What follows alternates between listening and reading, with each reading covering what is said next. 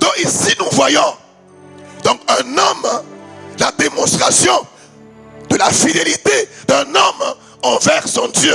Je reprends dans le temps et dans l'espace. Et je prie pour toi ce matin et pour moi-même. Dieu, ce qu'il attend de nous, que nous soyons des chrétiens fidèles. Et mettez-moi au tableau rapidement un texte que j'ai mis dans la liste. 1 Corinthiens 4:2. Rapidement. 1 Corinthiens 4:2. Du reste, ce qu'on demande des dispensateurs, nous le sommes, c'est que chacun soit trouvé fidèle. Est-ce que la fidélité, nous devons, Dieu est fidèle avec nous parce que nous aussi, nous manifestons envers lui sa fidélité? Non. Parce que dans 2 Timothée 2:13, j'ai démontré ici que même si nous sommes infidèles, lui, il demeure fidèle parce qu'il ne peut pas se renier lui-même.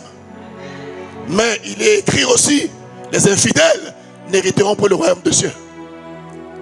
Mais ton infidélité, ta vie, ne peut en aucun cas modifier la fidélité de Dieu. Alléluia. Donc ce n'est pas parce que nous sommes fidèles et lui sera fidèle, non. Il nous aime, non pas parce que nous l'avons aimé. Jean a dit, nous l'aimons. Pourquoi? Parce qu'il nous a aimés le premier. Et nous lui serons fidèles parce que lui, il a commencé à être fidèle à notre vie. Donc on ne peut pas être chrétien, écouter le message sur la fidélité de Dieu et qu'il n'y ait pas un retour. Mais de toutes les façons, comprenez-le, notre infidélité ne peut en aucun cas modifier ce que Dieu veut accomplir. Amen. Et déjà le verset, rapidement le verset 4, alors l'établir sur tout le royaume, il avait un projet. Alors les chefs et les satrapes cherchèrent à une occasion d'accuser Daniel en ce qui concernait les affaires du royaume. Mais ils ne purent trouver aucune occasion, ni aucune chose à reprendre parce qu'il était fidèle. Mais fidèle à qui ici? Fidèle à qui ici dans le texte, dans le verset? Je continue. Ni aucune chose à reprendre parce qu'il était fidèle et qu'on apercevait chez lui ni faute ni rien de mauvais. Fidèle à qui ici? Merci. Fidèle au royaume. Fidèle dans l'exercice de son travail au royaume. Ici, on ne parle pas, on ne voit pas véritablement la fidélité par rapport à Dieu. Fidélité. Ils ont fouillé dans sa vie pour trouver est-ce qu'un jour il a mal fait le travail, il a fait des choses au palais. Non, ils n'ont pas trouvé.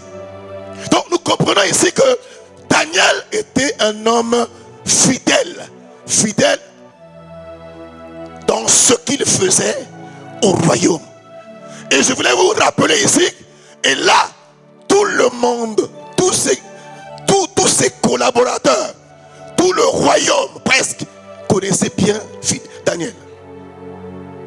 Donc ici on parle de la fidélité que Daniel avait sur le royaume, ce qu'il faisait. Est-ce qu'on peut dire amen? Mais on va revenir sur ça tout à l'heure. Maintenant quand nous regardons les paroles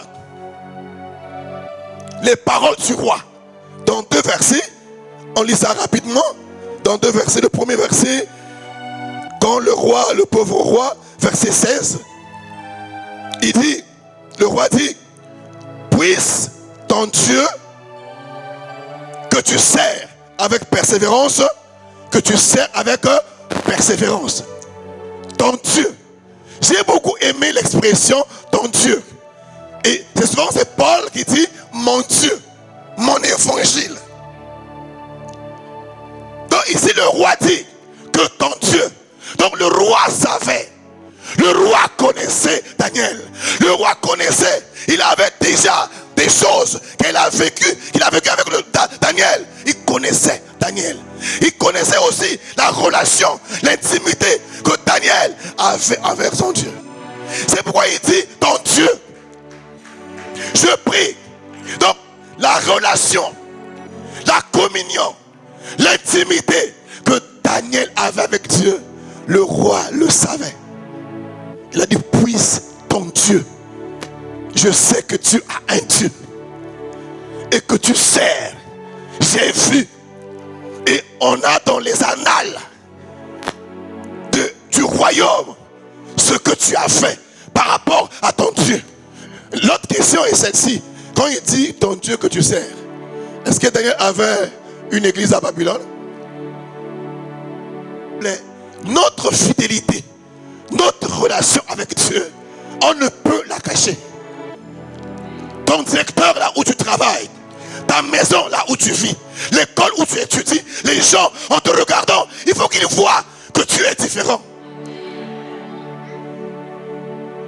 On ne peut pas vivre une vie fidèle, une relation fidèle avec notre Dieu et que les gens en nous observant ne voient pas ce que nous sommes. Donc les rois le savaient. N'ayez pas une mauvaise interprétation ou compréhension du service. C'est ça aussi. Il le servait où? Il prêchait où? En servant à Babylone, en servant le roi. Pour Daniel, il servait Dieu. Écoute-moi bien, quand on parle de fidélité, il faut qu'il y ait un impact dans là où nous travaillons, ce que nous faisons. Donc, toi qui travailles dans une maison, tu dois faire ce travail comme étant comme serviteur, comme servant Dieu. En le faisant bien. C'est ça aussi la fidélité. Et que ceux qui sont autour de toi voient que tu fais des choses de façon différente par rapport aux autres. Et c'est ça, quand le roi crie, serviteur de Dieu, il servait Dieu en faisant bien, en faisant comme si il servait Dieu dans le royaume. Alléluia. Et il servait Dieu dans son caractère, par sa vie, par son comportement. Servir Dieu, ce n'est pas seulement prêcher ou recevoir des gens ou chanter, mais on sert Dieu là où nous travaillons. Nous servons Dieu par la qualité de notre vie. Tu n'as pas dit Amen?